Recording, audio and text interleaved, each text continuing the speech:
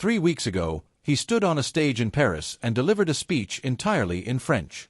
Soon after, people started questioning what they saw. Some claimed it wasn't really Jim Carrey. They said he had been replaced. They analyzed his eyes, his cheekbones, even the way his forehead moved or didn't move the way it used to.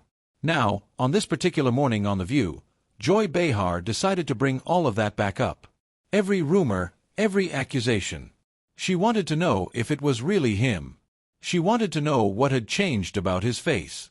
She wanted answers to questions that had been circulating online.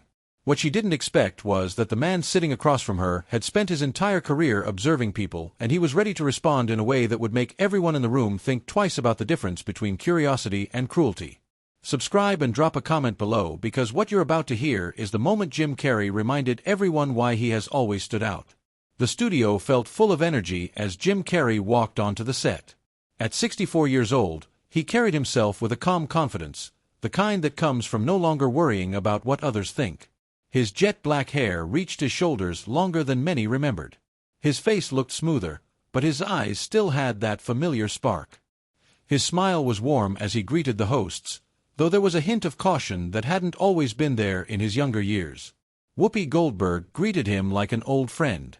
Sarah Haynes looked genuinely excited. The audience gave him a standing ovation that lasted nearly a minute, showing just how much they had missed him. Even Joy Behar applauded, though her expression suggested she was already studying him closely. "Jim Carrey, welcome back to The View," Whoopi said as the applause settled. "It's been too long." "Thank you, Whoopi. It's good to be back among the living. Although apparently some people aren't sure I'm actually living." The audience laughed at the joke, clearly referencing the rumors. But Joy didn't react. She seemed to be waiting. "Let's talk about that César award," Sarah said warmly. "You gave your entire speech in French. That must have taken a lot of work." Jim's expression softened. 8 months of preparation. I worked with Gregory Collier from the César Academy. Every word, every detail mattered. I wanted to do it right. My great-great-great-great-grandfather was born in Saint-Malo, France 300 years ago.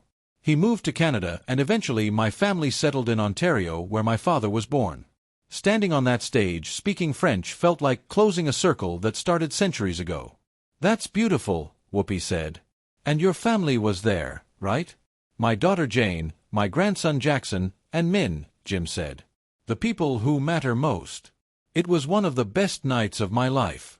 Speaking of that night, Joy interrupted, and the tone in the room shifted. "Let's address the elephant in the room. You looked different. Very different. People online were saying it wasn't even you. Some said it was a body double or even a clone. Megan Fox and Katy Perry even reacted to it." The room grew quiet. The other hosts shifted slightly, but Jim remained calm. "I saw those reactions," he said. Megan Fox said she couldn't handle any more stress and needed to know if it was real. Katy Perry posted a bullseye emoji. A drag artist, Alexis Stone, even shared images suggesting she had impersonated me. And somehow all of that became more important than the actual honor I received. He paused. "I've heard the theories.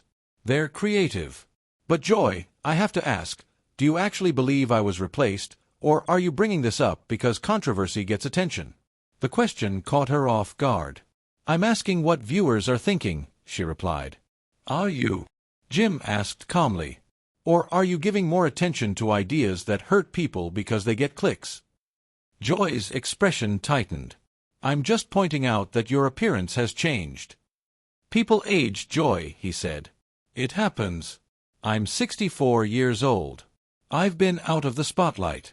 Did people expect me to look the same as I did in The Mask?" "That was 30 years ago.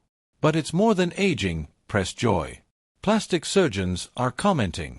Brow lifts, blepharoplasty, fillers, Botox. Some estimate the work at $60,000. Do you want to respond to that?"